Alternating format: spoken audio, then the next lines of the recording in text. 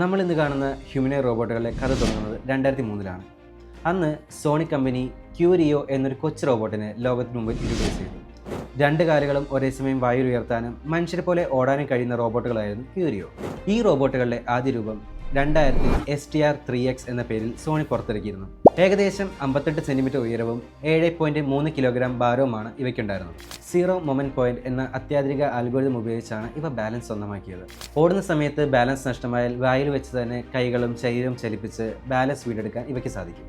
മുഖങ്ങൾ തിരിച്ചറിയാനും വ്യക്തികളുടെ പേര് വിളിച്ച് സംസാരിക്കാനും പാട്ടിനൊത്ത് നൃത്തം ചെയ്യാനും അക്കാലത്ത് തന്നെ ക്യൂരിയോ എന്ന റോബോട്ടുകൾക്ക് സാധിച്ചിരുന്നു.